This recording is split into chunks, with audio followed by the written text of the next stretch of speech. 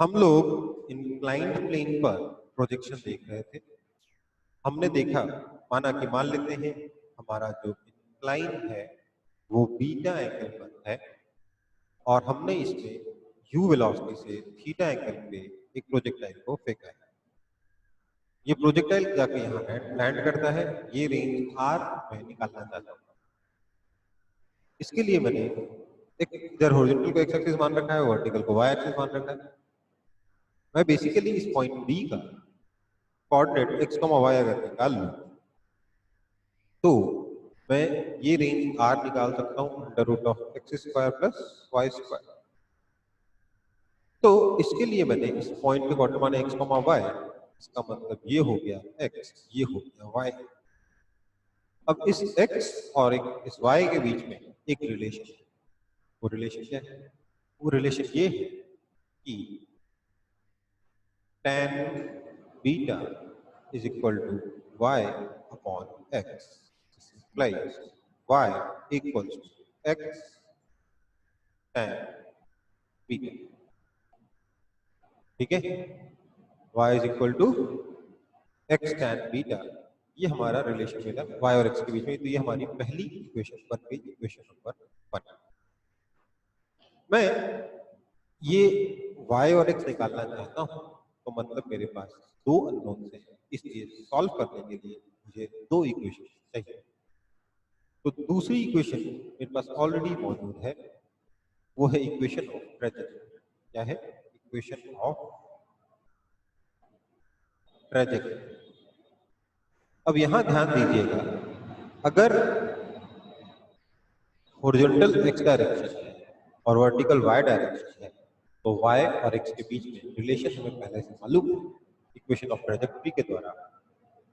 That is, equation of trajectory क्या कहती है? y is equal to x tan theta minus half x square upon u square cos square theta। ठीक है, तो वही equation लिख रहा हूं मैं, बट इसमें एक चीज का ध्यान रखना होगा।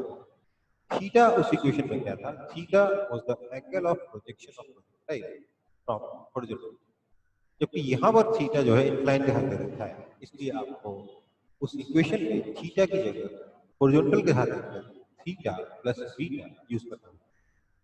तो हमारे पास इक्वेशन बनेगी y is equal to x tan theta plus beta minus half g x square upon u square cos square theta plus beta. ठीक है, ये दो इक्वेशन सॉल्व करके आपको ये इक्वेशन नंबर 2 हो गई। इक्वेशन नंबर 1 और इक्वेशन नंबर 2 अगर आप सॉल्व करोगे आपको y और x दोनों मिल जाएगा। लेकिन देख के लग रहा होगा कि यार ये सॉल्व होगा कैसे? ये देखकर सॉल्व करने की हिम्मत आ रही है अंदर से कि मन कर रहा है भाई ये कुछ तो करना ही है।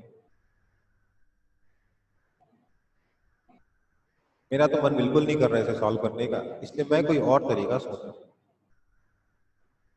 मैंने बोला अभी तक हम जब भी इक्वेशन सॉल्व कर रहे थे, हम y की इक्वेशन अलग सॉल्व करते थे, x की इक्वेशन अलग सॉल्व करते थे और आंसर हमारा आ जाएगा। इस इंक्लाइन प्लेन में प्रॉब्लम क्या है? इस इंक्लाइन प्लेन में ऐसी क्या प्रॉब्लम हो गई कि हमें दो गंदी गंदी इक्वेशन साइमल्टेनियसली सॉल्व करना पड़ा? पहले अपनी प्रॉब्लम आइडेंटिफाई करेंगे, फिर हम लोग अपना सॉल्यूशन सोचेंगे। क्या उस प्रॉब्लम को हैंडल करने का कोई इससे बेटर तरीका है या नहीं? तो आपने अभी तक जितने भी केसेस पढ़े, चाहे वो ग्राउंड टू ग्राउंड हो, ठीक है, चाहे वो रूफ टू ग्राउंड हो, चाहे वो ग्राउंड टू वॉल हो, इन सभी केसेस में एक चीज कॉमन है। क्या? यहां हमें पता था ग्राउंड टू ग्राउंड प्रोजेक्शन कि डिस्प्लेसमेंट अलोंग y डायरेक्शन 0 है ना? पता था कि नहीं पता था? अगर इस बिल्डिंग की हाइट h है तो इस केस में हमें मालूम था displacement along y direction is minus, मतलब y डायरेक्शन का डिस्प्लेसमेंट इस केस में भी मालूम था, इस केस में भी मालूम। अगर ये वाला डिस्टेंस a है तो हमें मालूम है यहाँ पे कि डिस्प्लेसमेंट along x डायरेक्शन, मतलब y और x दोनों में से किसी एक डायरेक्शन का डिस्प्लेसमेंट हमें हमेशा मालूम है।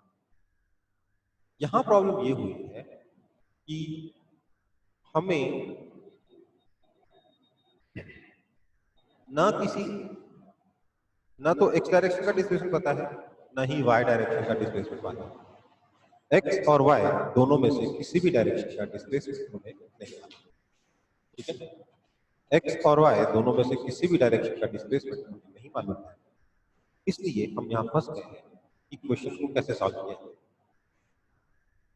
तो अभी तक जो क्वेश्चन हम कर रहे थे उसमें क्या करते थे, जिस क्वेश्चन में y डायरेक्शन का डिस्प्लेसमेंट पता हो उसमें y डायरेक्शन की इक्वेशन सॉल्व करते थे, उससे टाइम निकालते थे और x डायरेक्शन के लिए उसी टाइम को यूज कर लेते थे।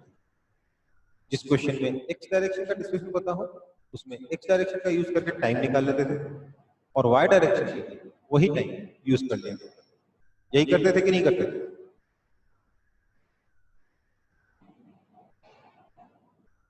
कोई रिस्पॉन्ड भी नहीं कर रहा, चलो कोई बात। हम लोग इसी तरीके से अपने क्वेश्चंस को सॉल्व कर रहे थे, एक्स डायरेक्शन के लिए अलग, वाई डायरेक्शन के लिए अलग, जिस डायरेक्शन का डिस्प्लेसमेंट पता हो उस डायरेक्शन का यूज करके टाइम निकाल लिया करते थे। यहाँ प्रॉब्लम ये हुई कि ना तो हमें एक्स डायरेक्शन का डिस्प्लेसमेंट पता है, ना ही हमें वाई डायरेक्शन का डिस्प्लेसमेंट पता है, बल्कि हमें वाई और एक्स डायरेक्शन के डिस्प्लेसमेंट के बीच में रिलेशन मालूम, इसलिए हमें दो इक्वेशन साइमल्टेनियसली सॉल्व करनी पड़ जाएगी। काश कि इसमें भी हमें किसी एक डायरेक्शन का डिस्प्लेसमेंट पता होता तो हमें ये मुसीबत नहीं झेलनी पड़ती, हमें इतनी गंदी गंदी दो इक्वेशंस को साइमल्टेनियसली सॉल्व नहीं करना पड़ता। इसलिए हम बेसिकली चाह रहे हैं कि किसी एक डायरेक्शन का डिस्प्लेसमेंट हमें मालूम है ना, हम चाहते हैं कि किसी एक डायरेक्शन का डिस्प्लेसमेंट हमें पता है। अब जहां चाह होती है वहां राह होती है, इसलिए यहां पर भी एक रास्ता है। क्या रास्ता है देखिए,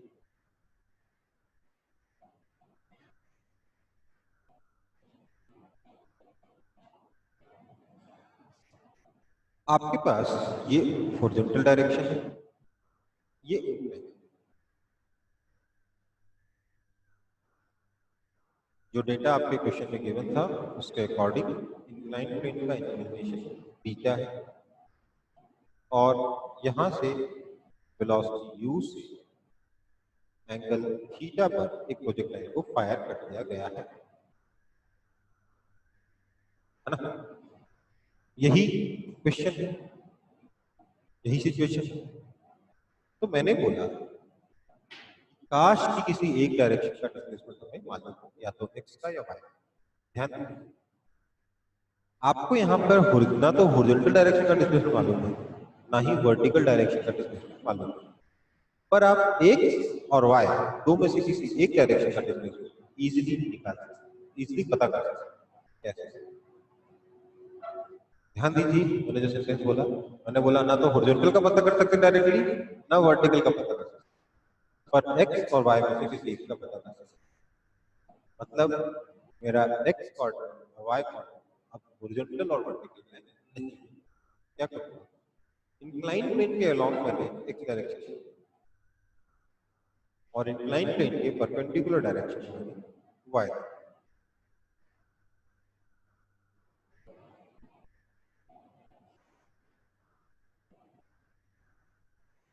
ठीक है, ये 90 डिग्री का एंगल है आपका, कैमरा मूवमेंट से आने में जो भी इधर एक्स डायरेक्शन है इधर वाई डायरेक्शन।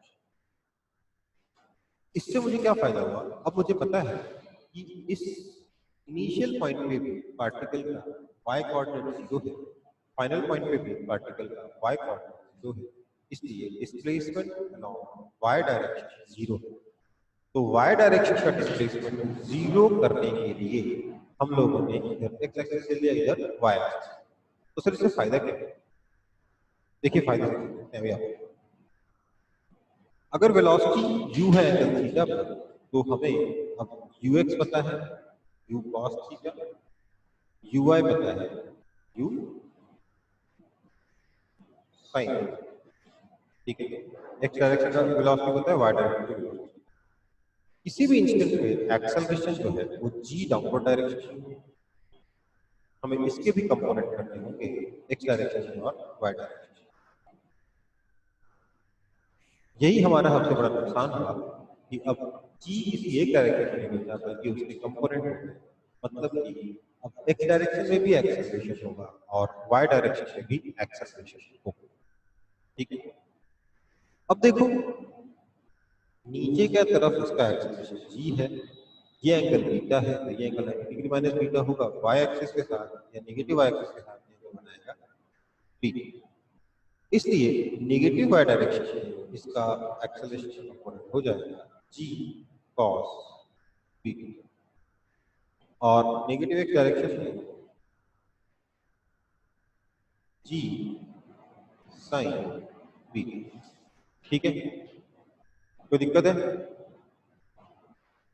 अब क्योंकि वाई डायरेक्शन का डिस्प्लेसमेंट मुझे पता है, मैं वाई डायरेक्शन की इक्वेशन पहले सॉल्व करूंगा। क्या लिखूंगा? एस वाई जीरो है, यू वाई है अपना u sine theta, a y है माइनस जी कॉस थीटा। समझ में आया? जी के दो कंपोनेंट थे, इधर की तरफ जी कॉस थीटा जो कि माइनस वाई डायरेक्शन है, माइनस जी कॉस थीटा। और डिस्प्लेसमेंट, अच्छा मैं इससे टाइम निकाल सकता हूँ, वही टाइम ऑफ फ्लाइट हो जाएगा, ठीक है। तो टाइम ऑफ फ्लाइट तो मेरा मैं आसानी से निकाल पाऊंगा यहाँ पर। इसको सॉल्व करेंगे तो बड़ी इजीली आपका आंसर आ जाएगा। Time of flight 2u sin theta upon g cos theta. कौन सी इक्वेशन यूज करेंगे? s is equal to ut plus half equation. नहीं तो आप डायरेक्टली प्रोजेक्टाइल से कंपेयर भी कर सकते हो। प्रोजेक्टाइल के केस में वाई डायरेक्शन की वेलोसिटी होती थी u sin theta, y direction का एक्सेलरेशन कितना होता था? Minus g. यहाँ पे वाई डायरेक्शन में जी कितना है? cos theta. तो 2u sin थीटा बाय जी की जगह 2u sin थीटा अपॉन जी cos बीटा, ये आपका डायरेक्ट आंसर आ जाएगा, ठीक है। तो ये आपका टाइम ऑफ फ्लाइट निकल गया, पहला पार्ट इस क्वेश्चन का सॉल्व, ठीक। अब नेक्स्ट पार्ट पे आते हैं। टाइम निकल गया, तो अब मैं एक्स डायरेक्शन का डिस्प्लेसमेंट निकालना चाहता हूं। अच्छा पहले मैं हाइट निकाल लेता हूँ, क्योंकि वाई डायरेक्शन की हाइट भी निकल जाएगी। बेसिकली जब मैं हाइट बोल रहा था, यहाँ पे हाइट का मतलब एक्चुअल हाइट नहीं बोल रहा था, मैं क्या बोलना चाहता था? Maximum perpendicular distance of the line से मैक्सिमम परपेंडिकुलर डिस्टेंस h कितना होगा वो निकालना। तो मुझे बताइए, जब मैक्सिमम परपेंडिकुलर डिस्टेंस से पहुंचेगा उस वक्त प्रोजेक्टाइल की वेलोसिटी किस डायरेक्शन में होगी? क्या वो वेलोसिटी इस डायरेक्शन में होगी या नहीं होगी? हाँ या ना? मुझे बस इतना बता।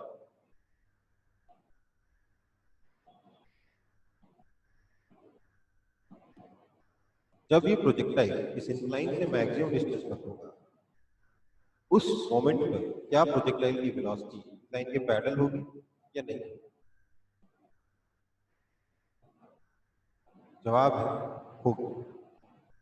इसकी वेलोसिटी आपकी इंक्लाइन के पैरेलल, मतलब कि at maximum separation from incline, at maximum separation from incline, क्योंकि सारी की सारी वेलोसिटी एक डायरेक्शन में है, बेसिकली वाई डायरेक्शन की वेलोसिटी जीरो है। इसको समझाने का एक और तरीका है कि वाई डायरेक्शन की वेलोसिटी जीरो क्यों होगी? क्योंकि वाई डायरेक्शन की वेलोसिटी मैक्सिमम हाइट पे, maximum perpendicular distance y increase करना बंद कर देगा। मतलब वाई डायरेक्शन की वेलोसिटी उस वक्त जीरो हो जाएगी। उसके बाद वाई डायरेक्शन की वेलोसिटी नेगेटिव हो जाएगी और वाई डिक्रीज होना शुरू हो जाएगा। तो y की जो मैक्सिमम वैल्यू है उस वक्त क्या हो जाएगा? dy बाई dt जीरो हो जाएगा, मैक्सिमम मिनिमम वाला कॉन्सेप्ट लगेगा। इसका मतलब y डायरेक्शन की वेलोसिटी जीरो हो जाएगी। इसका मतलब x डायरेक्शन की वेलोसिटी जो बचेगी, x डायरेक्शन की ही वेलोसिटी बचेगी, मतलब नेट वेलोसिटी लाइन के पर पैरेलल हो जाएगी।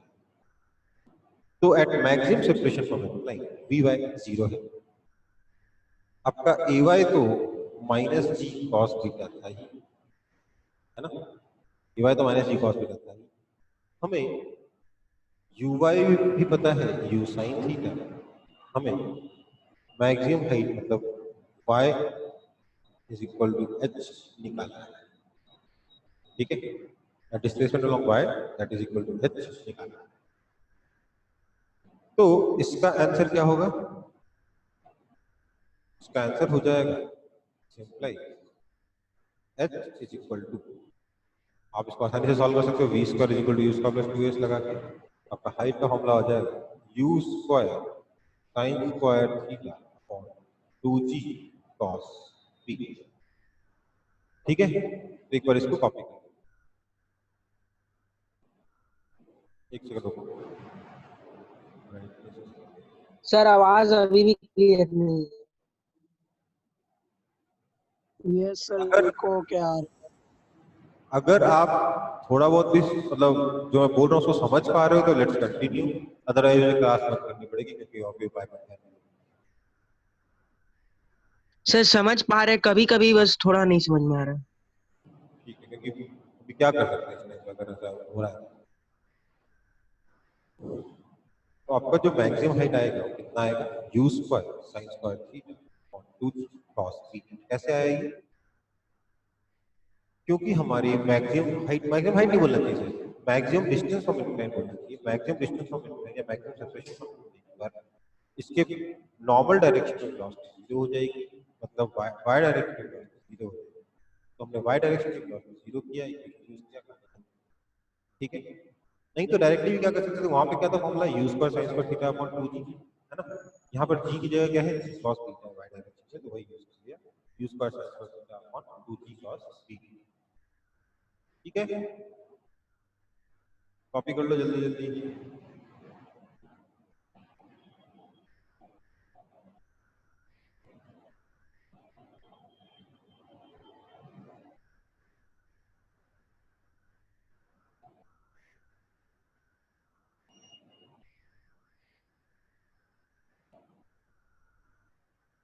ठीक, तो अब चर्चा होगी रेंज, है ना। रेंज निकालने के लिए क्या कर सकते हैं? रेंज मतलब ये वाला रेंज है ना। तो रेंज कैसे निकालेगा? तो रेंज के लिए आप बोल सकते हो रेंज आपका basically displacement along x direction, है ना। तो रेंज अगर मेरा एक्स डायरेक्शन का डिस्प्लेसमेंट है तो मुझे बेसिकली एक्स डायरेक्शन का डिस्प्लेसमेंट निकालना है। फिर मैंने इसके लिए मैंने बोला कि देखो भैया एक्स डायरेक्शन की इनिशियल वेलोसिटी है u cos थीटा, ठीक है। एक्सेलरेशन अलोंग एक्स डायरेक्शन क्या है? Minus g sine theta. ध्यान दीजिए अभी तक क्या था, जब हम हॉरिजॉन्टल को एक्स एक्सिस लेते थे तो एक्स डायरेक्शन के अराउंड एक्सेलरेशन जीरो, इसलिए डिस्प्लेसमेंट निकालना बहुत आसान था, वेलोसिटी जीरो नहीं। पर अब क्या है, एक्स डायरेक्शन के अलाउंग भी एक्सेलरेशन हो गया, लेकिन हमने एक्स डायरेक्शन हॉरिजॉन्टल नहीं लिया है बल्कि इंक्लाइन के अलाउंग लिया है ना। तो जी का एक कंपोनेंट इंक्लाइन के अलाउंग भी है, इसलिए acceleration along direction minus g sine theta हो गया। हमें डिस्प्लेसमेंट अलोंग एक्स डायरेक्शन निकालना है, initial velocity along x direction पता है, एक्सेलरेशन अलोंग एक्स डायरेक्शन पता है, हमें टाइम भी मालूम है, time is equal to c that is equal to 2u sin theta on g cos p, ठीक है। ये सब हमें मालूम है, हम आसानी से s is equal to u plus half of t square हल कर रेंज निकाल सकते हैं कि नहीं निकाल सकते?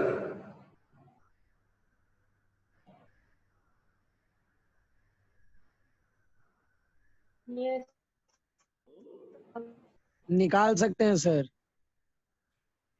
This is equal to ux into t minus half plus half ax into t का स्क्वायर। तो आपको ax का t का वैल्यू डाल देना है, ux का वैल्यू डाल देना है, फिर आपका आ जाएगा। बट यार ये देख कर मुझे लगा अबे यार इतना गंदा सा टाइम है, उसका स्क्वायर करो, पता नहीं क्या क्या मैनिपुलेशन करनी पड़ेगी, मेरा मन नहीं है, मैं तो नहीं करता इसे। तो हमारे पास इसका भी जुगाड़ है, दो मेथड से आंसर निकाल चुके हैं हम, लेकिन दोनों मेथड से सेटिस्फाइड नहीं है ना। दो मेथड से रेंज निकाल चुके हैं, पर दोनों मेथड से पूरी तरीके से सेटिस्फाइड। पहले वाले मेथड में रेंज निकला था दो गंदी गंदी इक्वेशन को सॉल्व करके, दूसरे वाले मेथड में एक बार टाइम तो निकाल लिया हमने आसानी से, पर उसके बाद हमें ये गंदा सा इक्वेशन सॉल्व करना पड़ा और मैं इससे खुश नहीं हूँ। तो मैंने बोला कुछ ना कुछ तो और जुगाड़ हो। जुगाड़ क्या है? देखिए, ये रेंज मुझे निकालना है आर, है ना। मैंने बोला इस एक्स डायरेक्शन के अलोंग वेलोसिटी क्या है? कांस्टेंट है। यही सारे झमेले का जड़ ही है ना कि एक्स डायरेक्शन के अलोंग वेलोसिटी कांस्टेंट है, यही झमेले का जड़ है। तो हम इस जड़ से ही क्वेश्चन को सॉल्व करेंगे। हम बोलेंगे कोई बात नहीं, एक्स डायरेक्शन के अलोंग ना सही, हॉरिजॉन्टल डायरेक्शन के अलोंग कभी भी वेलोसिटी कांस्टेंट है ना, हाँ या ना। वो हो जाएगा कितना? u cos theta plus b। कितना हो जाएगा? u cos theta plus b। तो ये हॉरिजॉन्टल डायरेक्शन की वेलोसिटी मुझे पता है, इसलिए मैं हॉरिजॉन्टल डायरेक्शन का रेंज RH के साथ। ऑल्टरनेट क्या हो गया? ऑल्टरनेट तरीके में हमने बोला RH is equal to initial velocity का हॉरिजॉन्टल कंपोनेंट। कितना हो जाएगा? u cos theta plus beta into time of flight, that is equal to u cos theta plus beta into time of flight is 2u sin theta और g cos beta। इस तरीके से आपका horizontal range आ जाएगा। But अभी कहानी खत्म नहीं हुई, क्योंकि हमें हॉरिजॉन्टल रेंज नहीं चाहिए था, हमें r चाहिए। हम बोलेंगे r is equal to RH by cos beta. I hope आपको दिख रहा होगा, ये r है, ये RH, ये एंगल बीटा है। बेसिकली r क्या हो जाएगा? RH upon cos beta, that is equal to 2u square sin theta cos theta plus beta upon g cos square beta. इस तरीके से आप रेंज निकाल पाओगे इंक्लाइन प्लेन के ऊपर भी। समझ में आया कि नहीं आया?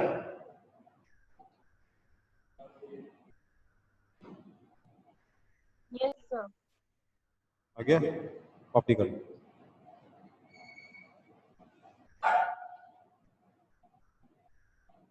आप इसको प्लीज नीचे लिखिएगा, बाकी सबके बाद इसका ऑल्टरेट करिएगा, इस पार्ट का ऑल्टरेट ये आसान पड़ेगा।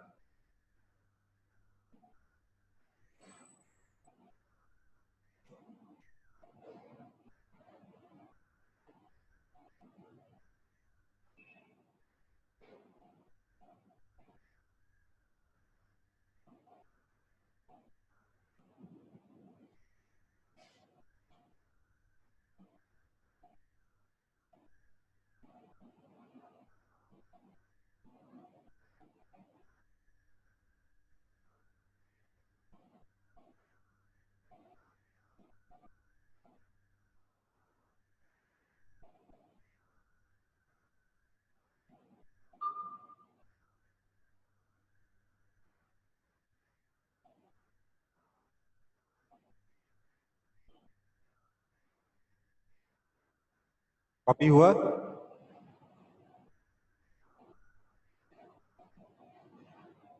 Yes sir, noted. ठीक, देखो जरा, मैं आगे बढ़ रहा हूँ, थोड़ा ध्यान दो। हमने एक बहुत ही लंबा सा आंसर निकाला इंक्लाइन प्लेन के रेंज से। हमारा इंक्लाइन प्लेन ऐसे था,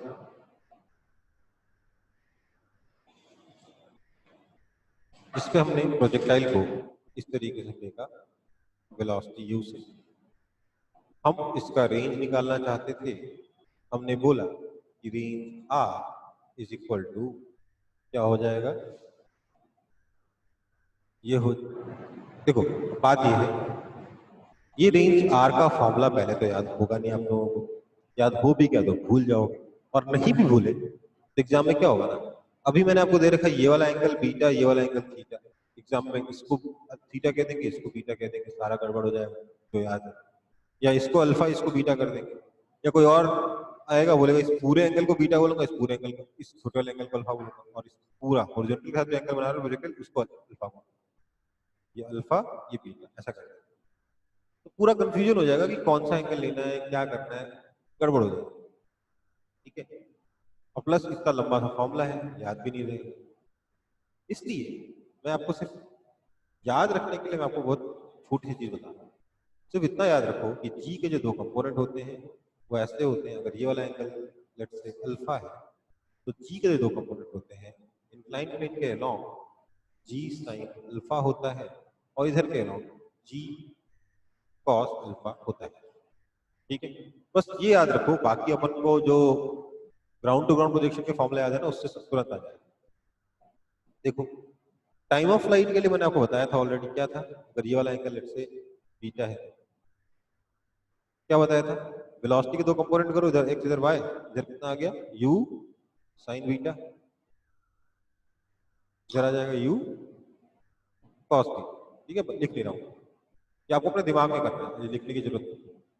मैंने आपको टाइम ऑफ फ्लाइट के लिए सीधे क्या बताया था, वहां पे क्या था, 2u/g या 2u साइन थीटा बाय जी था ना वहां पे। जब हम लोग ग्राउंड टू ग्राउंड प्रोजेक्शन कर रहे थे, क्या आ रहा था वहां पे answer, 2u sine theta by G. यहाँ जी की जगह बस जी कॉस अल्फा, तो यहाँ क्या हो गया, 2u साइन थीटा की जगह ये वाला एंगल इंक्लाइन के साथ एंगल कितना हो गया, 2u sine beta upon G cos alpha. Basically Y direction की वेलोसिटी टू क्या निकाला, basically that is equal to U Y by G Y. ये किया आपने और कुछ नहीं किया है। ठीक है, वहां क्या था, 2u/y जी करते थे, यहाँ 2u/y/gy किया है, क्योंकि यहाँ पे वाई डायरेक्शन में जी का भी कंपोनेंट है। ठीक है, आपको मैक्सिमम हाइट निकालनी है, क्या करेंगे, वहां क्या करते थे, uy² बाय 2g करते थे, यहाँ 2g/y कर देंगे, that is equal to u² sine square beta upon 2g cos alpha. खत्म, सिर्फ जी के कंपोनेंट याद रखना है। हाइट मतलब यहाँ पे ये परपेंडिकुलर डिस्टेंस वाली हाइट। ठीक है ना, समझ में आई बात। Now comes the range. देखो रेंज आप फॉर्मूला याद करने की बजाय प्रोसेस याद रखोगे, ज्यादा अच्छा रहेगा आपके लिए। क्या किया हम लोगों ने रेंज के लिए, रेंज के लिए हम लोगों ने बोला हॉरिजॉन्टल वेलोसिटी कितनी है, u cos alpha plus beta, horizontal velocity into time of flight कर देंगे तो कितना आ जाएगा, 2u/gy that is 2u sin beta upon g cos alpha. ये अपने दिमाग में करना है, यहाँ से कॉपी नहीं करना है। ठीक है, क्या लिखना है, 2u sin beta upon g cos alpha. ये आपका टाइम हो गया, time into horizontal velocity is horizontal range divided by cos alpha, क्योंकि हम लोगों ने ये अभी सिर्फ आर एच निकाला है, हमें आर चाहिए, तो divided by cos alpha that is equal to, अच्छा डिवाइडेड cos अल्फा यहीं कर देंगे तो नीचे आ गया cos स्क्वायर अल्फा, कहानी खत्म। ठीक है, तो इस तरीके से तुरंत आप रेंज भी निकाल सकते हो। अगर आपको मान लेते हैं एंगल ऐसे दे रखे हैं, ये वाला एंगल अल्फा दे रखा है और ये पूरा हॉरिजॉन्टल के साथ एंगल दे रखा है आपको बीटा, वेलोसिटी यू का, तो इसमें रेंज कैसे निकलेगी, तो इसमें रेंज निकलेगी, देखिए horizontal velocity u cos beta into time of flight 2u/gy that is 2u sin beta minus alpha upon g cos alpha upon cos alpha, तो नीचे आ गया cos स्क्वायर अल्फा। खत्म, समझ में आई बात। बेसिकली आप लोग अपने मन से ये एंगल्स मानते हुए फटाफट खुद से फॉर्मूले, खुद से इसका आंसर निकालते रहेंगे, चेक करते रहेंगे 3-4 बार, तो आपको याद हो जाएगा। याद नहीं करना है, वही बोल रहा हूँ, ये आपको याद नहीं करना है, आपको ये डेरिवेशन इतना फास्ट कर लेना है कि लगे जिसको याद हो ना उससे जल्दी आप आंसर लिख पाओ। मेरे को याद नहीं है, ईमानदारी से बता रहा हूँ, ईमानदारी से बता रहा हूँ, मेरे को इसका आंसर याद नहीं है। ठीक है, मैं हर बार डिराइव करता हूँ ये इसी तरीके से जैसे मैंने यहाँ लिखा ना। अब मैं देखिए, आप क्लास में भी अगर मैं ये फॉर्मूला लिखूंगा ना, आपको कभी नहीं पता चलेगा कि मुझे याद है या मैं डिराइव कर रहा हूँ। ठीक है, तो एक बार कॉपी कर लो और खुद से भी इसी तरीके से डिराइव करके यूज करने की कोशिश करो।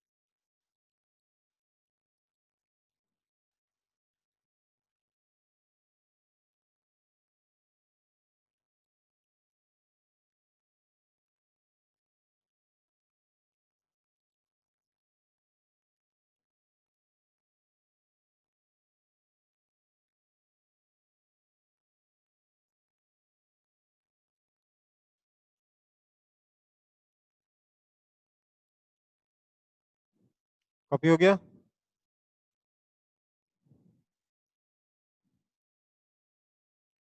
तो ये एक एग्जांपल है जिसको हम सॉल्व करेंगे। देखो जरूरी नहीं है हर बार आपसे जो इंक्लाइन प्लेन पे क्वेश्चन पूछा जाए वो रेंज वगैरह पे ही पूछा जाए, ठीक है? सो बहुत अच्छे अच्छे क्वेश्चंस बनते हैं।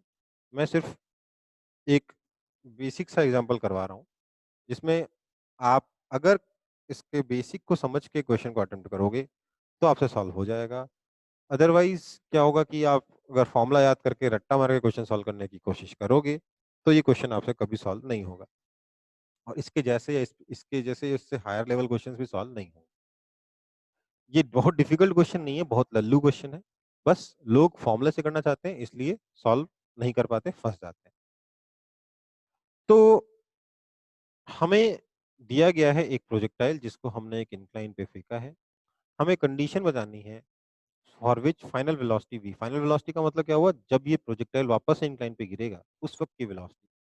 For which final velocity v is, पहली बार कंडीशन बतानी परपेंडिकुलर टू इंक्लाइन, दूसरी बार में हॉरिजॉन्टल हो जाए और तीसरी बार में परपेंडिकुलर टू यू वेक्टर हो जाए। मतलब फाइनल वेलोसिटी जो है, हो सकता है इस इंक्लाइन के परपेंडिकुलरली आगे गिरे आपका बॉल, हो सकता है इससे हॉरिजॉन्टली टकराए, हो सकता है जब ये टकरा रहा हो तो उसकी वेलोसिटी और इनिशियल वेलोसिटी परपेंडिकुलर हो एक दूसरे के।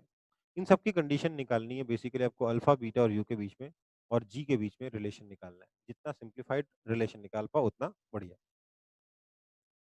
तो सॉल्व करते हैं। सबसे पहला कि वेलोसिटी जो है वो परपेंडिकुलर टू इंक्लाइन हो जाए। मैंने इधर एक्स एक्सिस ले रखा है, इधर वाई एक्सिस ले रखा है। प्रोजेक्टाइल जाए, इससे टकराए, टकराते वक्त इसकी वेलोसिटी इंक्लाइन के परपेंडिकुलर हो जाए। अगर वेलोसिटी इंक्लाइन के परपेंडिकुलर है, अगर वेलोसिटी इंक्लाइन के परपेंडिकुलर है, दैट मींस पूरी की पूरी वेलोसिटी वाई डायरेक्शन में है, वेलोसिटी का कोई भी कंपोनेंट एक्स डायरेक्शन में नहीं है। तो फर्स्ट के लिए आ जाएगा v x is equal to zero.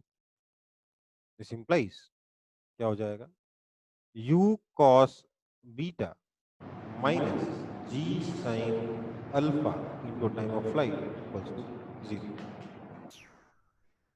समझ में आया कि नहीं है?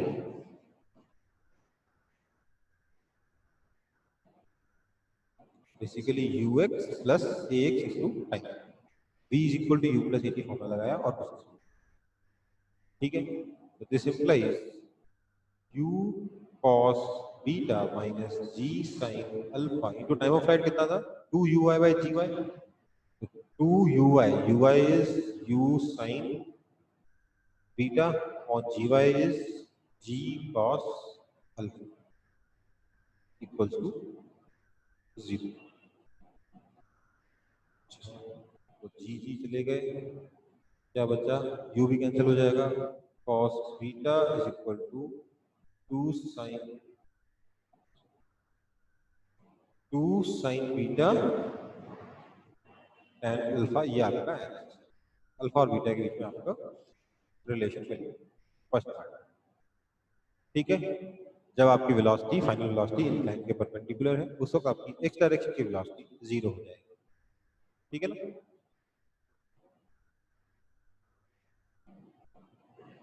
सेकंड पार्ट सॉल्व करते हैं। फिर सेकंड पार्ट में बोल रहा है वेलोसिटी जो है वो हॉरिजॉन्टल हो जाए।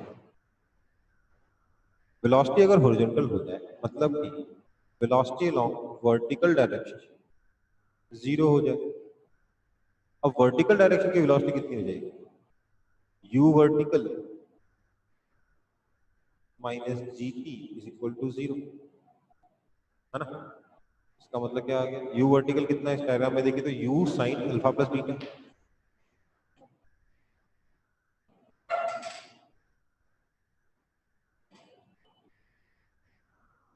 अच्छा, आप इसको और सिंप्लीफाई कर सकते थे, cos बीटा उधर जाते तो 2 tan alpha tan beta is equal to 1। ठीक है, या और अच्छा होता 2 tan alpha tan beta is equal to 1 होता उसका कंडीशन। यहां देखो u vertical minus gt is equal to 0 and that means vertical direction की वेलोसिटी कितनी है, u sin alpha plus beta minus g into time of flight कितना हो जाएगा, 2 ui by gy, that is 2 ui is u sin beta upon gy is g cos alpha equal to 0।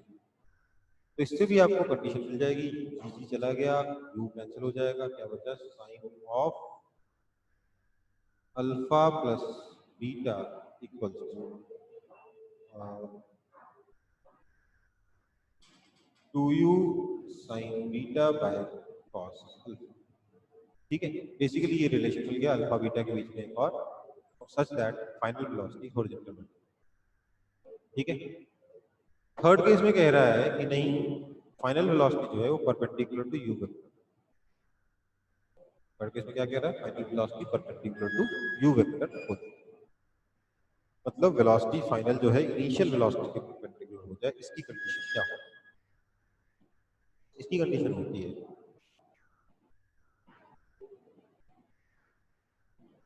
इसके लिए हमें करना पड़ेगा v vector dot u vector equals to 0, v vector dot u vector equals to 0 करना होगा। That means अगर मैं इसके हॉरिजॉन्टल को एक्स एक्सिस और वर्टिकल को वाई एक्सिस मानूं तो मुझे आसान पड़ेगा। तो क्या करना, u sine alpha plus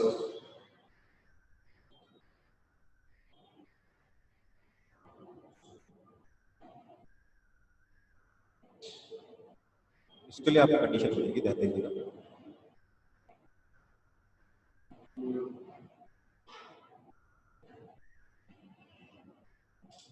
u cos alpha plus beta I cap plus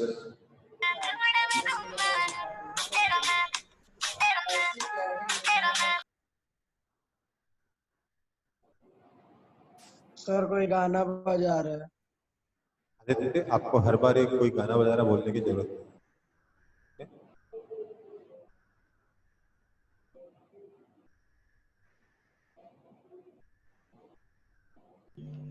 u sir cos, हाँ सर मेरा नाम लेके कोई ज्वाइन कर रहा बार बार। हाँ देखो,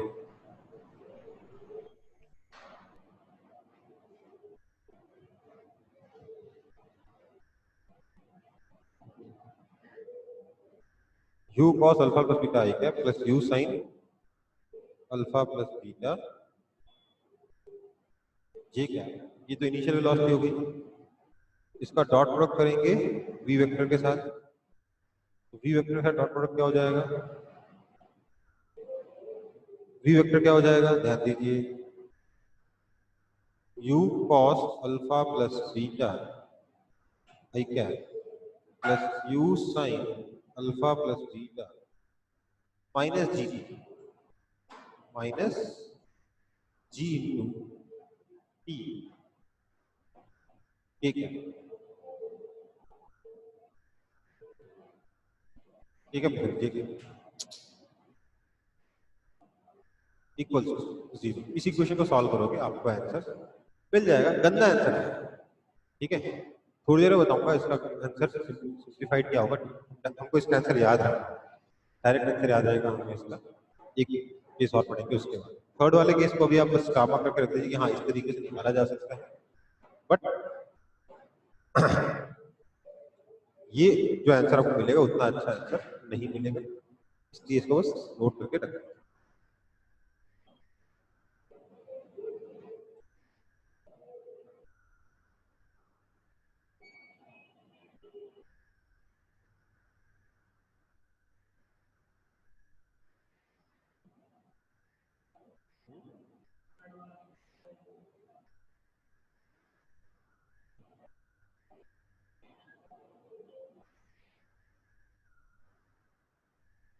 क्या किया हम लोगों ने, हॉरिजॉन्टल को एक्स एक्सिस दे रखा है इसमें, वर्टिकल को वाई एक्सिस। ठीक है, तो इनिशियल वेलोसिटी क्या हो जाएगी, हॉरिजॉन्टल डायरेक्शन की वेलोसिटी कितनी हो जाएगी, u cos alpha plus beta उतना I cap plus u sin alpha plus beta.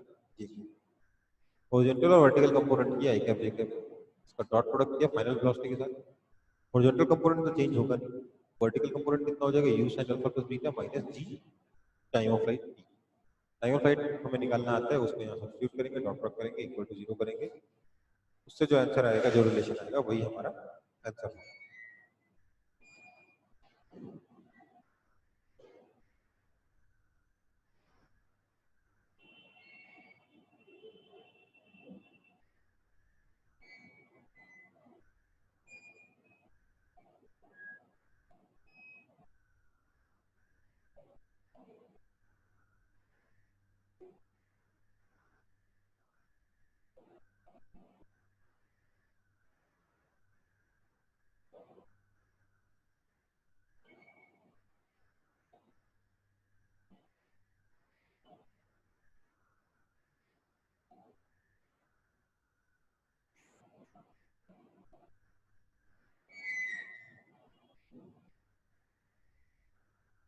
Copy हुआ? Yes, sir. Noted. ओके।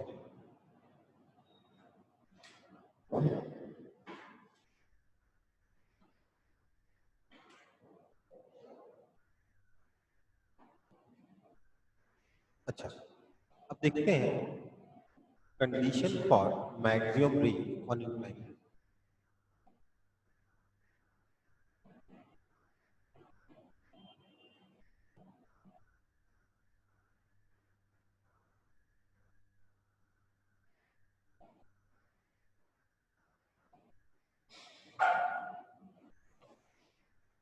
क्या है?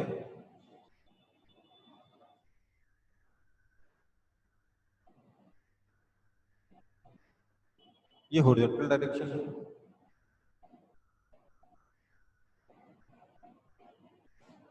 और ये अपना इंक्लाइन है,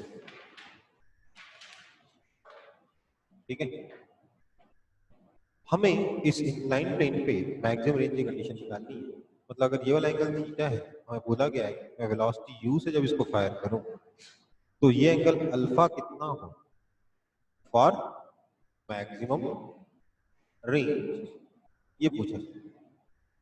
तरीका क्या है? हमें रेंज पता है, हम लोगों को अगर रेंज मैक्सिमम करना है तो d r by d alpha को 0 करना है, ठीक है। मैक्सिमा निकालना है, उससे हमारा रेंज, हमारा अल्फा निकलना है। अच्छी चीज ये है कि अल्फा की जो वैल्यू है बहुत आसान आती है। Alpha is equal to 90 degree minus theta by 2। Alpha is equal to, मैं शायद कुछ गड़बड़ किया, गलत बोल रहा हूँ, sorry. Alpha is equal to क्या हो जाएगा? 90 डिग्री माइनस थीटा बाय पूरे करके, ठीक है। बेसिकली क्या होगा, आपका वर्टिकल और इंक्लाइन, इनके बीच में जो एंगल बन रहा है उस एंगल को आपका इनिशियल वेलोसिटी बाइसेक्ट करना है, ठीक है। ये पूरा एंगल कितना बना? 90 डिग्री माइनस थीटा, उसको बाइसेक्ट करना चाहिए इनिशियल वेलोसिटी, तब आपका रेंज मैक्सिमम होता है। इसलिए आपका ये कंडीशन, ठीक है। अच्छी चीज ये है कि व्हेन रेंज इज मैक्सिमम, उस वक्त फाइनल वेलोसिटी आपकी इनिशियल वेलोसिटी के परपेंडिकुलर भी हो जाती है। तो जो हमने पिछला क्वेश्चन सॉल्व किया था जिसका कंडीशन गंदा सा आ रहा था, हमने बोला था इसको सॉल्व करके जो आएगा सो आएगा, वो बेसिकली उसका आंसर डायरेक्टली आप लिख सकते हो alpha is equal to 90 degree minus theta by, ठीक है।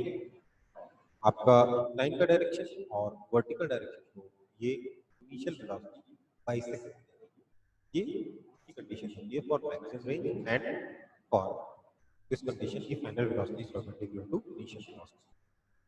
कॉपी कर लेंगे जल्दी जल्दी।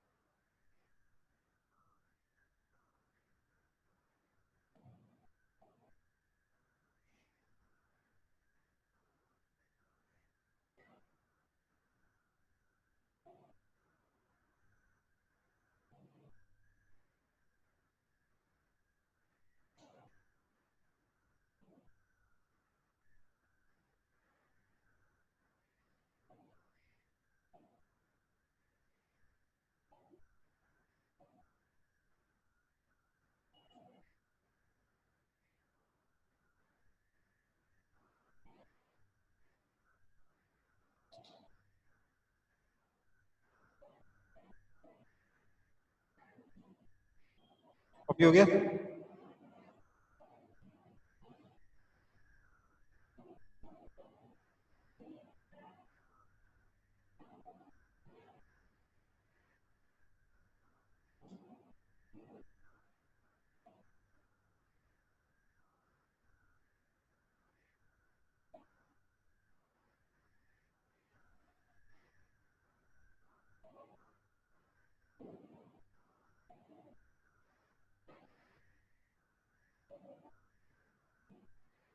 हमारे पास ये एक इंक्लाइन प्लेन है जिसका डाउनवर्ड इंक्लिनेशन थीटा है। तो बेसिकली अगर यहाँ से आप हॉरिजॉन्टल लाइन ड्रॉ करोगे तो ये वाला एंगल थीटा बनेगा। हमने इस इंक्लाइन पे वेलोसिटी अल्फा से अपने प्रोजेक्टाइल को प्रोजेक्ट किया है। हमें इसका टाइम ऑफ फ्लाइट, इसका रेंज और इसका बेसिकली मैक्सिमम हाइट वगैरह सब कुछ निकालना है। क्या करेंगे? जी नीचे जी के दो कंपोनेंट पता होने चाहिए। इधर की तरफ हो जाएगा जी साइन थीटा, इधर की तरफ हो जाएगा जी कॉस थीटा। आपका टाइम ऑफ फ्लाइट आएगा 2u sine alpha by g cos theta. आपका मैक्सिमम हाइट आ जाएगा u square sine square alpha upon 2g cos theta. बिल्कुल वैसे ही टाइम ऑफ फ्लाइट कैसे मिला? 2uy बाय जी से gy से, और मैक्सिमम हाइट कैसे निकला? मैक्सिमम हाइट मतलब मैक्सिमम परपेंडिकुलर डिस्टेंस कैसे निकला? uy square by 2gy। ठीक है, बेसिकली हमने इधर x डायरेक्शन दे रखा है और इधर y डायरेक्शन। ये h नहीं है, बेसिकली y मैक्स है ना। तो ये अपना टाइम ऑफ फ्लाइट और हाइट मिल गया। अब हमें निकालना है रेंज।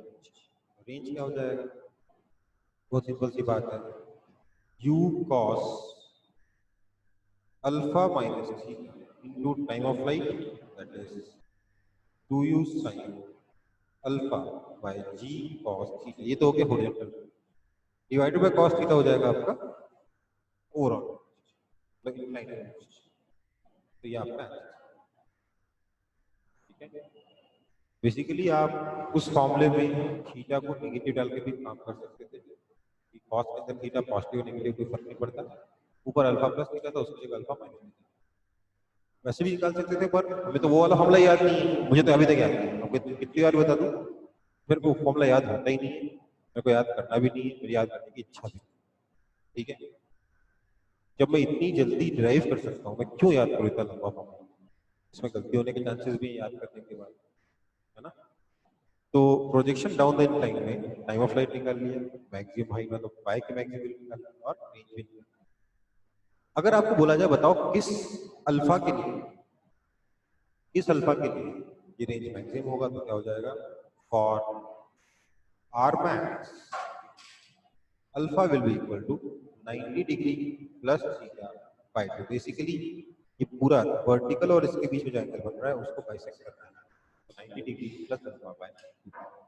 ये आपका प्रोजेक्शन फॉर्मूला का भी फॉर्मूला बन गया। कॉपी कर लेंगे सब लोग।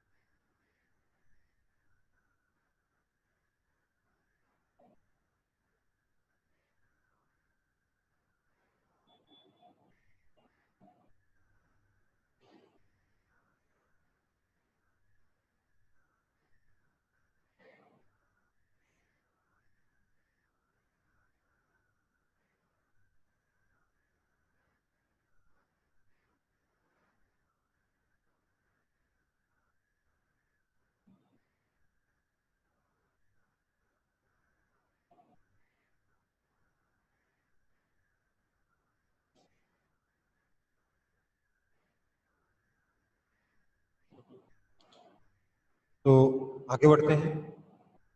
बेसिकली अब मैं आपको दिखाना चाहता हूँ कि इस पे अच्छे क्वेश्चंस कैसे बन सकते हैं। ये बस एक, ये भी बहुत डिफिकल्ट नहीं है, थोड़ा अच्छा है, कॉन्सेप्चुअल है। तो क्या किया है, आपको बोला गया है कि ये दो इंक्लाइन में, ये 30 डिग्री का एंगल पे, 60 डिग्री का एंगल पे, यहाँ से एक पार्टिकल को फेंका या प्रोजेक्टाइल को फेंका कुछ वेलोसिटी से along normal to this incline, और ये पार्टिकल जो यहाँ जाकर इस इंक्लाइन पे गिरता है तो इसकी वेलोसिटी इस लाइन के परपेंडिकुलर होती है। अगर ये डिस्टेंस 10√3 मीटर है तो हमें बताना है कि इसकी इनिशियल वेलोसिटी कितनी है।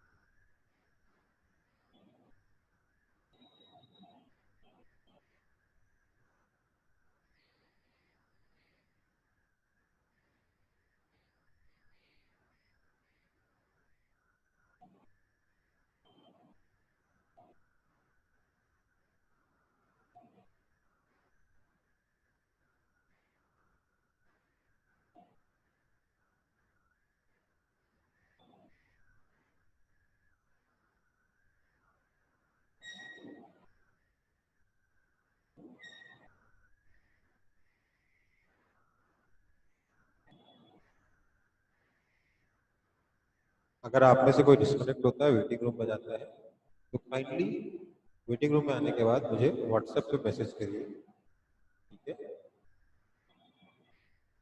और उसके बाद ही मैं किसी को मिल लूंगा। अपना नाम मेंशन करिए, किस नाम से आपने आप वेटिंग रूम में हैं, और साथ ही साथ इस मीटिंग का पासवर्ड भी एंटर करिए। उसके बाद ही मैं आपको वापस से मीटिंग में लूंगा।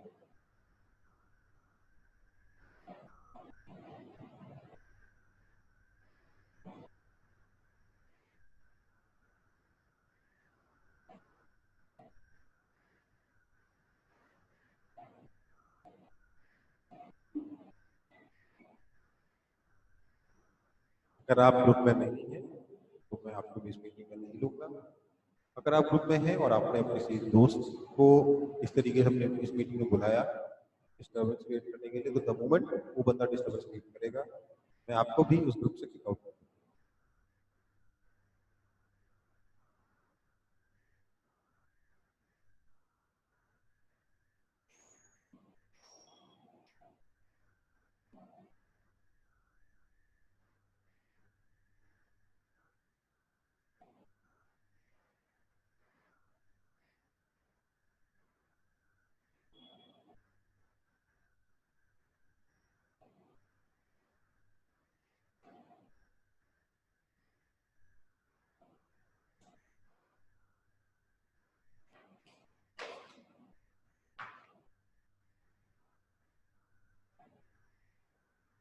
अच्छा, मैं ये क्वेश्चन आपको सॉल्व करने के लिए नहीं दिया था, मैं सिर्फ समझाने के लिए दिया था। इस क्वेश्चन को कैसे सॉल्व किया जाए ये समझो। अच्छी सबसे इंपॉर्टेंट चीज इस क्वेश्चन में, क्योंकि ये क्वेश्चन आसान है, इसमें नोट करने लगता है, ये वाला एंगल और ये वाला एंगल मिला के 90 डिग्री होगा। दैट मींस ये दोनों इंक्लाइन एक दूसरे से 90 डिग्री के एंगल पर है, ठीक है? अब अगर प्रोजेक्टाइल हमने वेलोसिटी u से फेंका है 90 डिग्री के एंगल पे, ठीक है, इससे हाथ, तो मैं कह सकता हूं अगर मैं इस डायरेक्शन को x एक्सिस ले लूं, इस डायरेक्शन को y एक्सिस ले लूं, तो इनिशियल वेलोसिटी पूरी की पूरी x डायरेक्शन में है, मतलब y डायरेक्शन में कोई वेलोसिटी इनिशियल नहीं। तो y डायरेक्शन के लिए मैं ये काम कर सकता हूँ, uy equals to 0, ay is equal to acceleration इस के परपेंडिकुलर डायरेक्शन में, that is g cos 30 degree, और ui बताए, ay बताए, displacement along y direction is equal to minus, अच्छा ay minus g cos 30 degree है, और डिस्प्लेसमेंट अलोंग y डायरेक्शन कितना, -10√3 मीटर, ठीक है? UI पता है, AY पता है, SY पता है, हम टाइम निकाल सकते हैं। ठीक है, हम यहाँ पे टाइम निकालने की कोशिश करेंगे। एक्सेलरेशन आपका आ गया -cos30 तो एक 5√3 -5√3। आप इसको सॉल्व करोगे तो सिंपली आप you will get time t is equal to 2 seconds. Time t कितना है?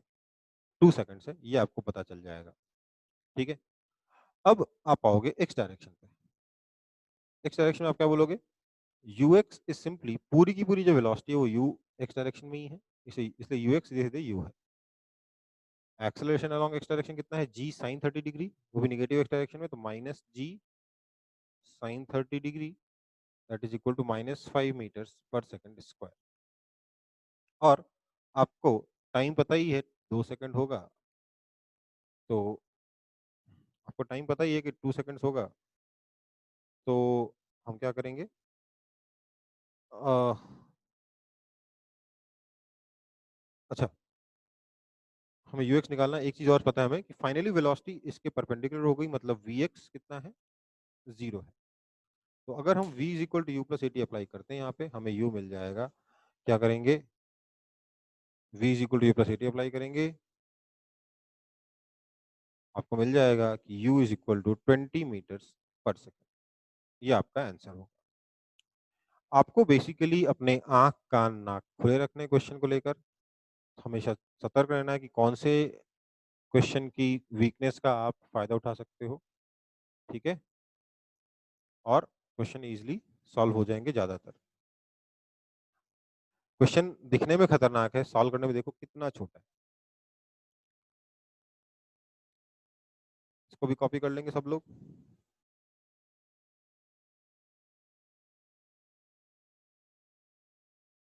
हाँ?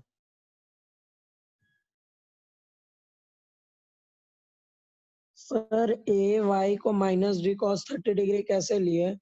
बेटा मैंने आपको बताया था ना, इंक्लाइंड प्लेन ए वाई को, वाई। देखो भाई y मतलब x के परपेंडिकुलर हुआ, इधर g है, यस। लॉन्ग कितना होता है? g sin 30 डिग्री, परपेंडिकुलर क्या था? g cos cos 30 30 degree. Degree. ठीक है, बस इतना याद रख लो भैया, इंक्लाइन के लॉन्ग साइन परपेंडिकुलर कॉस, अगर ठीक है सर। थीटा उसका इंक्लिनेशन एंगल है तो। ठीक है, मैंने बोला ना याद करने के लिए ये याद रखोगे चीजें काफी फास्ट हो जाएंगी, ये याद नहीं करोगे तो चीजें बहुत स्लो हो जाएंगी। ठीक है,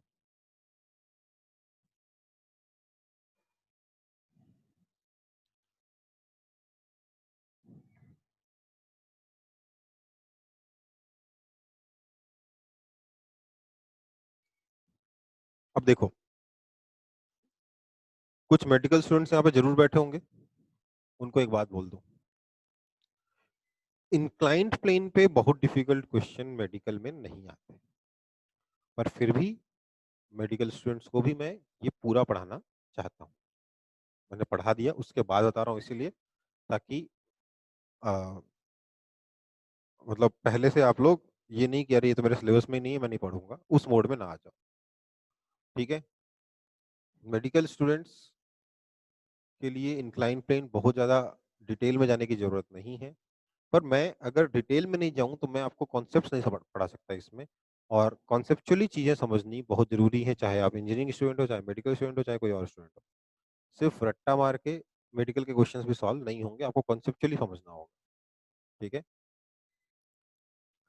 बाकी जनरली मैं बता देता हूँ कि हाँ भैया ये पार्ट मेडिकल स्टूडेंट्स के लिए उतना इंपॉर्टेंट नहीं है, बट यहाँ पे मैंने नहीं बताया, पहले पहले पढ़ा पढ़ा दिया, बाद में बताया, क्योंकि मैं चाहता हूँ कि आप लोग अच्छे से इस पोर्शन को समझ लो। क्वेश्चन इस पे मैं बता दे रहा हूँ, बहुत कम चांसेस हैं इंक्लाइन प्लेन पे क्वेश्चन जेई मेन में आए या नीट में आए या इवन जेई एडवांस में, बहुत कम चांसेस है, बहुत सालों से नहीं आए। ठीक है, पर इन चीज़ों को पढ़ने से आपके दिमाग की ग्रोथ होती है, आपको ये कब इंक्लाइन प्लेन के लॉन्ग कंपोनेंट, इंक्लाइन प्लेन के परपेंडिकुलर कंपोनेंट, इन सब चीज़ों पे आपका फोकस बनता है कि अच्छा इसका हम कैसे फ़ायदा उठा सकते हैं, क्या क्या कर सकते हैं, इसलिए ये टॉपिक बहुत ज़रूरी है। इंक्लाइन प्लेन का क्वेश्चन है तभी टॉपिक जरूर इंपॉर्टेंट है ऐसा नहीं है, आपको ये जो कंपोनेंट्स है ना ये याद रखने हैं, और इसके फायदे क्या होते हैं याद रखने से, कितना फास्ट हो सकता है क्वेश्चन, ये समझना बहुत जरूरी है, इसलिए मैं ये टॉपिक इतने डिटेल में पढ़ाया। ठीक है, चलो तो अब इस चैप्टर का लास्ट टॉपिक है इलास्टिक, कहाँ गया, elastic collision of projectile with wall, elastic collision of projectile with wall, एक दीवार के साथ प्रोजेक्टाइल का इलास्टिक कोलिजन कैसा होगा। इलास्टिक कोलिजन का मतलब क्या होता है बेटा, इलास्टिक कोलिजन में एनर्जी का कोई लॉस नहीं होता, जितनी वेलोसिटी से, जितनी स्पीड से आपका बॉल जाके दीवार से टकराएगा उतनी ही स्पीड से बॉल वापस आ जाएगी। ठीक है, बेसिकली इलास्टिक कोलिजन में ऐसा समझ लो, मान लेते हैं ये आपकी कोई दीवार है, बहुत भारी सी दीवार है, बड़ी सी दीवार है, इस पर जाके एक छोटी सी बॉल टकराती है वेलोसिटी v से। ठीक है, जब ये बॉल ऐसे टकराएगी तो क्या होगा, इसकी वेलोसिटी के दो कंपोनेंट हैं, मान लीजिए ये एंगल थीटा है, तो इसके दो कंपोनेंट है, इधर की तरफ v cos थीटा, इधर की तरफ v sin थीटा।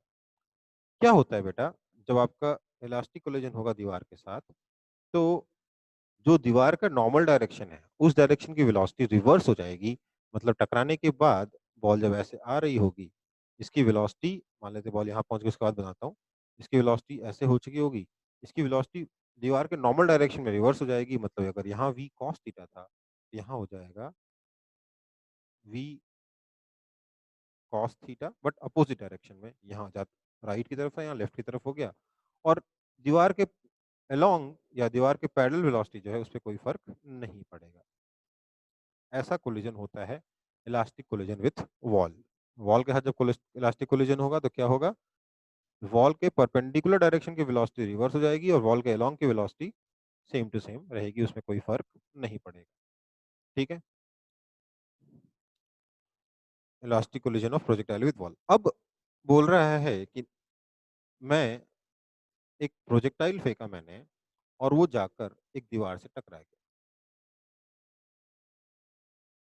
यहाँ पे एक ऊंची सी दीवार है, इलास्टिक दीवार है, बॉल भी इलास्टिक है, इलास्टिक कोलिजन में कोई एनर्जी का लॉस नहीं होता, ये बॉल यहाँ से फेंकी गई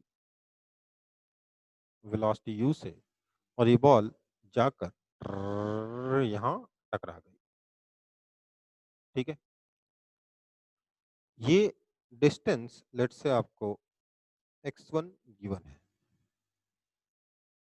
ये आपने कैलकुलेशन वगैरह की, u है पता, आपको थीटा पता है, आपको मालूम है कि ये जो रेंज आएगा u square sine 2 theta by G, वो यहाँ कहीं आके गिरता, ये पूरा डिस्टेंस लेट से आपने r कैलकुलेट कर रखा है।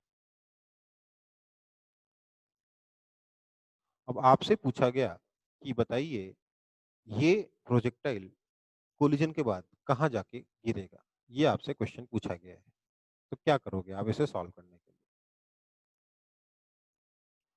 बहुत सिंपल सी बात है, जब बॉल यहाँ टकराई, टकराने के पहले और टकराने के बाद, before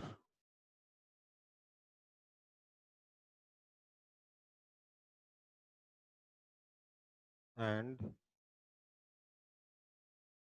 after collision, before and after collision, vertical velocity will remain same।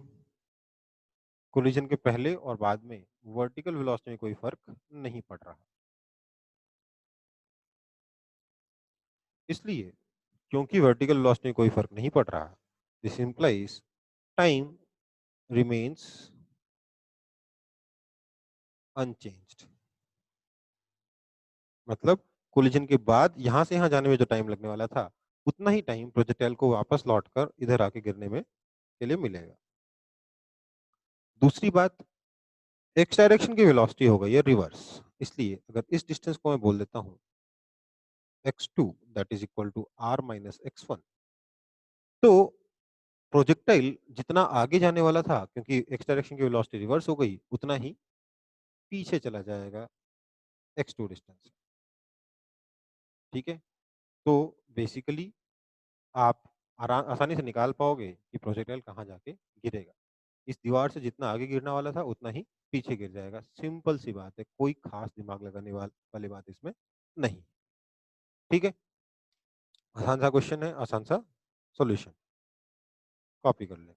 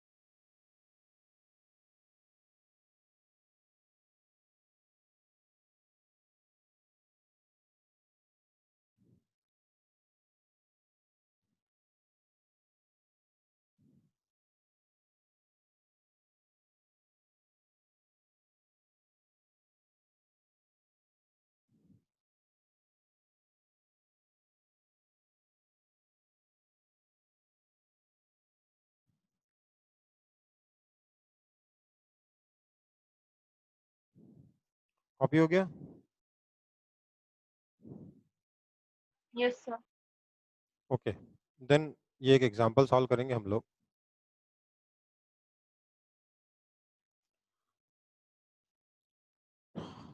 दो वॉल्स हैं, वॉल 1 वॉल 2। इस वॉल से 5 मीटर आगे और इस वॉल से 15 मीटर पीछे से हमने एक प्रोजेक्टाइल को फेंका है वेलोसिटी u से एंगल थीटा पर, सच दैट उसका जो एक्सपेक्टेड रेंज है 125 मीटर है। मतलब कि एक्सपेक्टेड रेंज का मतलब क्या हो गया? Basically this is equal to u square sine 2 theta by g। मतलब कि अगर वॉल्स नहीं होती तो अपने पॉइंट ऑफ प्रोजेक्शन से 125 मीटर दूर जाके ये गिरता। आपको बताना है कि बताइए ये बॉल अब कहाँ गिरेगी, मतलब वॉल 1 से कितने डिस्टेंस पे गिरेगी और वॉल 2 से कितने डिस्टेंस पे गिरेगी, ये आपको बताना है।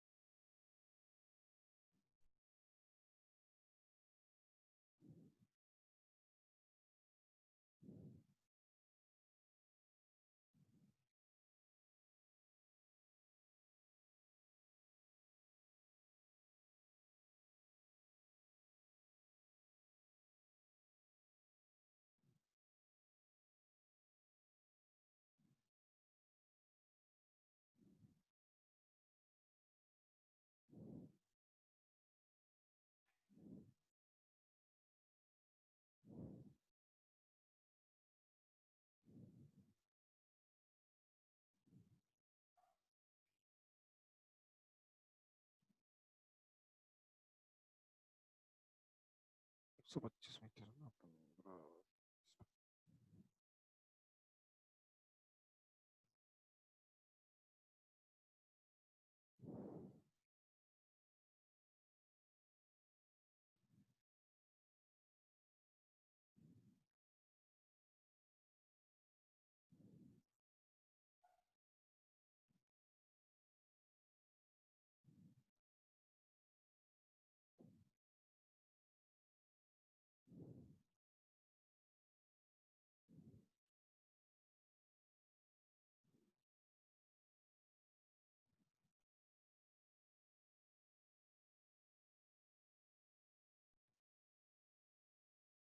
हुआ?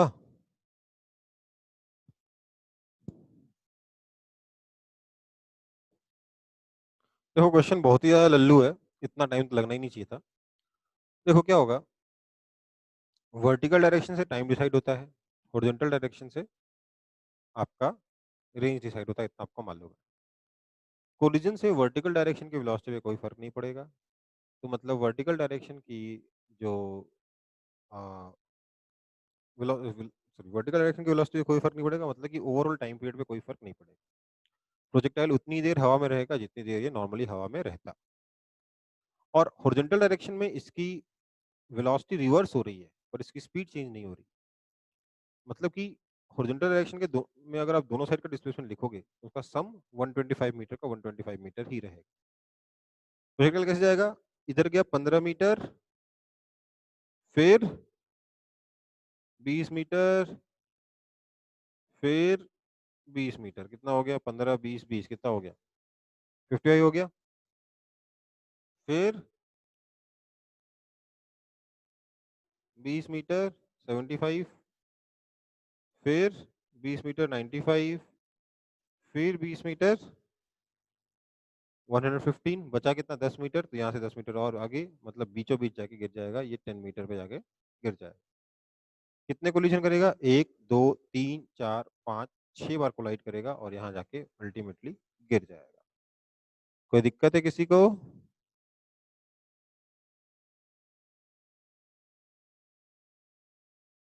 किसी को दिक्कत? कोई दिक्कत No, नहीं है? sir. ठीक है, फिर ये चैप्टर खत्म हो गया आपका इंक्लाइन प्रोजेक्टाइल मोशन। ठीक है, क्वेश्चंस ऑब्वियसली आपको और भी नए नए मिलेंगे इस चैप्टर में, भी खत्म नहीं, खत्म करना मतलब थ्योरी खत्म हो गई। न्यूमेरिकल्स में जितने तरीके के जो स्टैंडर्ड हैं, जितने भी डिफरेंट पॉसिबल वैरायटीज जनरली आती हैं, वो सारी मैंने करा दी। बट ऑब्वियसली नए क्वेश्चंस आपको हमेशा मिलेंगे एग्जाम्स में भी और आपके मॉड्यूल्स में भी, आपकी अलग अलग बुक्स में भी। ठीक है, तो उनको ट्राई करिएगा, डाउट हो तो पूछ सकते हैं। अभी मैं सर नया फिजिक्स का टेस्ट कब होगा? फिजिक्स का, केमिस्ट्री मैथ्स का हो गया क्या टेस्ट? मैथ्स का तो हर संडे ही हो रहा है, 4 हो गया है। अच्छा, ये जो है ना रिलेटिव मोशन आखिरी अगला चैप्टर है, इसके खत्म होने के बाद मैं टेस्ट लूंगा, क्योंकि इससे पहले टेस्ट लेने का कोई मतलब नहीं, अच्छे क्वेश्चन बनते नहीं है। ठीक है, और इसके बाद मैं भी उसी तरीके से टेस्ट लूंगा, खूब सारे टेस्ट लूंगा। मैं इस रिलेटिव मोशन को खत्म होने का वेट कर रहा हूँ। ठीक है सर। ठीक है बेटा, चलो। रिलेटिव मोशन में अपन को मेरे ख्याल से 2.5 से 3 क्लास लगेगी, और ये बहुत ही इंपॉर्टेंट चैप्टर है। मोशन रिलेटिव होता है, हमने फर्स्ट क्लास में बात करी थी, पर कैसे होता है, उसका क्या इम्प्लीकेशन है, वो हमने नहीं देखा था, तो हम लोग इस चैप्टर में देख लेंगे। ठीक है, अच्छा, आप लोगों को जो वीडियोस अपलोड हो रहे हैं, रिकॉर्डेड वीडियोस, वो कहाँ तक अपलोड हो गए हैं? देखा ही नहीं है? सर रिकॉर्डेड वीडियो देखना है? तो हम मैसेज भेज रहा हूँ, Sir, Newton's law of motion. Message भेजे जा रहा हूँ रिकॉर्डेड वीडियोस, बोला भी मैंने क्लास में आपको। ठीक है, एक्चुअली मैं तो चाह रहा था रिकॉर्डेड वीडियो से आपका रेगुलर हो जाए, मैं यहाँ पे सिर्फ रिवीजन कराऊं, बट मेरे को पता है आप लोग देख नहीं रहे, इसलिए मेरे को यहाँ पे पूरा पढ़ाना पड़ रहा है, इसलिए स्लो हो रही है क्लासेस। ऑनलाइन में उतना फास्ट पढ़ा नहीं पाते जितना फास्ट ऑफलाइन में पढ़ाया जाता है या रिकॉर्डिंग में पढ़ाया जाता है, प्लस टाइमिंग भी आप लोगों का मैच नहीं करता। तो जो भी है, नेक्स्ट क्लास में रिलेटिव मोशन शुरू करेंगे। ठीक है बेटा, अभी क्लास ओवर करते हैं। Thank you sir. किसी को Thank you, डाउट हो sir. तो पूछ Thank सकते you, हैं। sir. किसी को डाउट हो तो स्टे कर सकता है, पूछ सकता है।